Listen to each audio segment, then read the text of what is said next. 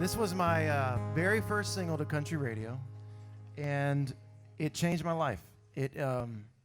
I'll never forget my record label at the time. My first record deal was RCA Records. I thought I was super cool because Elvis signed to RCA Records. I'm like, all right, I'm in. I got this. And the record was done, but my label kept saying, I don't know if we got the first single to go out to radio and your first, foot forward type of deal. Why don't you, my A&R guy says, why don't you go and try to write something from the heart? Try to write something that you know, that you can relate to, because if it's true, the listener, you guys will be able to tell it's true. You'll be able to feel it. So at the time, I was dating a girl, and we had been together 3 years at this point. She moved up to Nashville with me and was there to help me with my dream and see it happen. And her summer gig when we first started dating was playing Cinderella at Walt Disney World. So I'm looking at her. She's snoring on the couch. That's what I'm going to write about. I'm going to write about that. And I brought this idea. She's playing Cinderella, riding her first bike, looking at her and snoring away.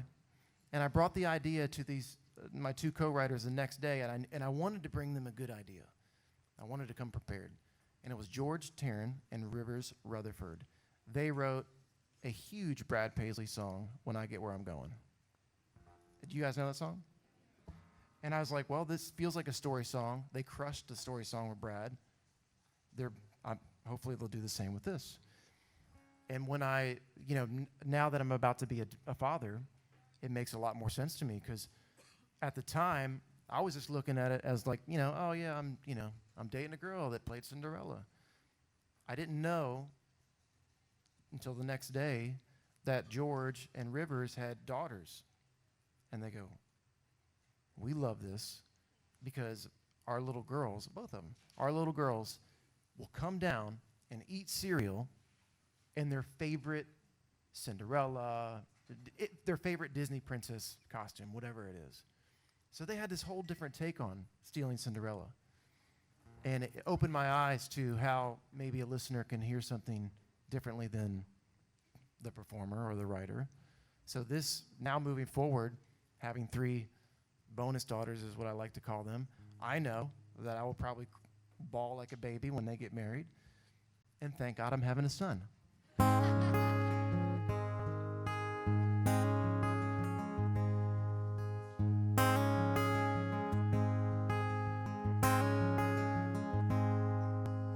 I came to see her daddy for a sit-down man.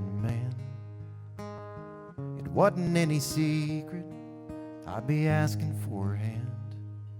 I guess that's why he left me waiting in the living room by myself, with at least a dozen pictures of her sitting on the shelf.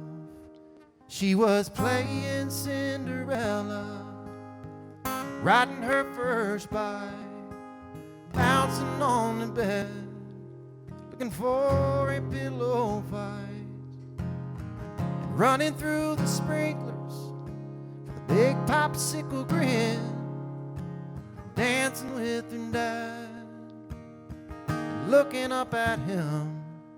In her eyes I'm Prince Charming, but to him I'm just some fella riding in and stealing Cinderella.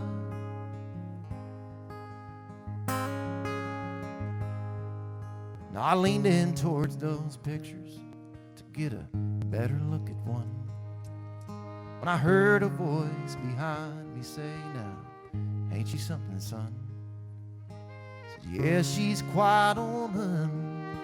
And he just stared at me, and I realized that in his eyes she would always be playing Cinderella, riding her first bike, bouncing on the bed, looking for a pillow fight, running through the sprinklers with a big popsicle grin, dancing with the dad, and looking up at him. In her eyes, I'm Prince Charming, but to him, I'm just some fella riding in and stealing Cinderella.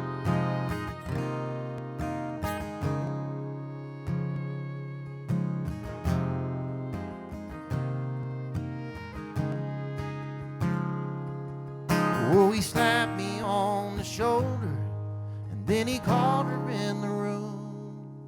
And when she threw her arms around him, that's when I could see it too. She was playing Cinderella, riding her first bike, bouncing on the bed, looking for a pillow fight. Running through the sprinklers, big popsicle grin, dancing with Dad, and looking up at him.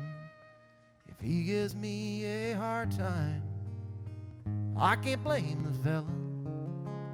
I'm the one who's stealing Cinderella.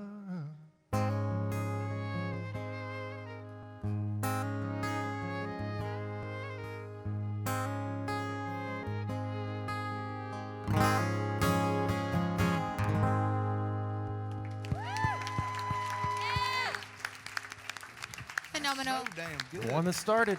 God, that's so good, man. I'll never forget, I didn't know it was a special wedding song. It didn't even hit me. I was so young. Now I'm dating myself.